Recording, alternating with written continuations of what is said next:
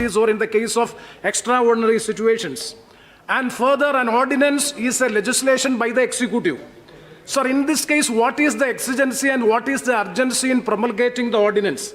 The reason stated in the ordinance making provision, it is being stated by the government that because of the COVID-19 pandemic situation and also because of the lockdown, and the farmers are in big trouble, and that is why they are in the adverse livelihood of the farmers.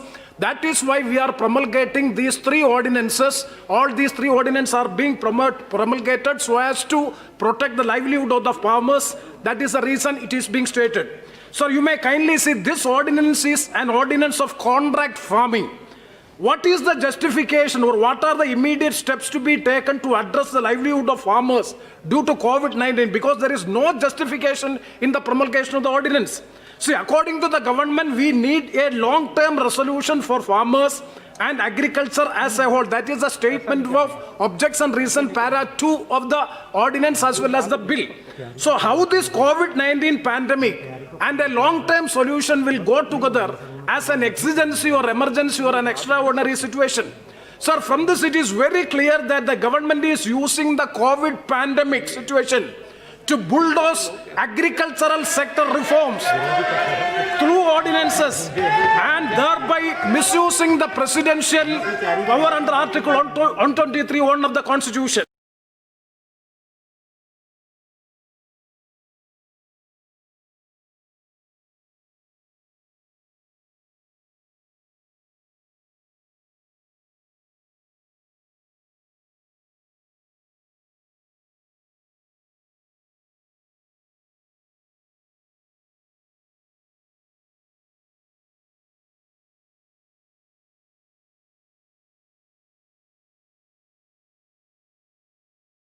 So, sir, my submissions through ordinances and without the scrutiny of the Parliament Standing Committee and taking advantage of the COVID-19 position, you are bulldozing three ordinances by which the farmers' interests are being adversely affected.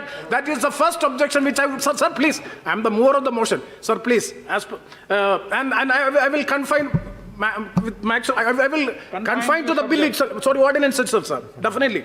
And coming to the three ordinances, sir, if we critically examine all these three ordinances, I am not going to the details, these are all with an intent to facilitate the corporate details.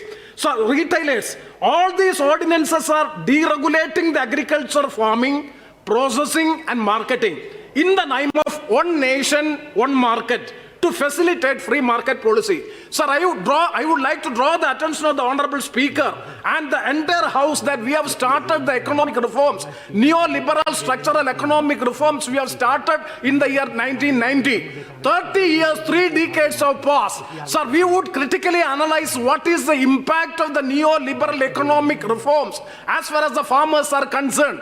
Sir, if you examine 3 decades of our post-liberal period and the status of the farming community, sir, at the time everybody has accepted and assured the Parliament that the farmers will be benefited because of the structural economic reforms. Sir, sir, please, I am entitled, sir, as even up to 15 minutes. No, only 5 minutes. Sir, please, sir, please.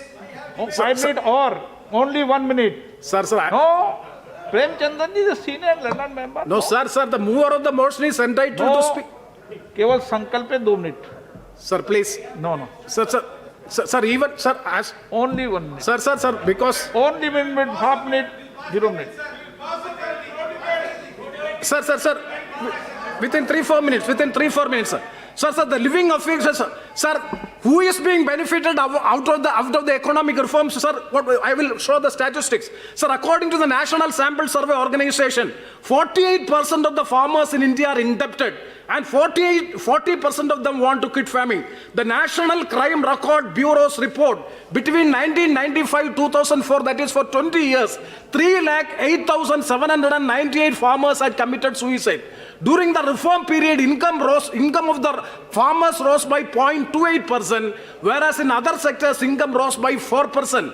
By these aggressive reforms in the agriculture sector, another disaster is going to happen to the farming community. Sir, what is the world experience also? I would like to say regarding the examples of United States of America and Europe. Sir, before 1970, That is the pre-open market policy period. Farmers were getting 40% of the final retail price of the agricultural produce. So now they are only getting 15%. In Europe, 7 lakh crore is being spent for the agricultural sector. This is the situation prevailing. So suppose, sir, so I urge upon the government, please think 100 times before implementing the drastic reforms in the agricultural sector. Sir, coming to the bill, sir, please 2 seconds, so 2 minutes. Sir, coming to the bill can be termed as a contract farming bill. Sir, why I am opposing it regarding the bill? See, there is a farmer, there is a sponsor, then comes a third party. Suppose when it is becoming ripe, the cultivation when it becomes ripe, there are every chance of exploiting the farming community. They are not able to negotiate.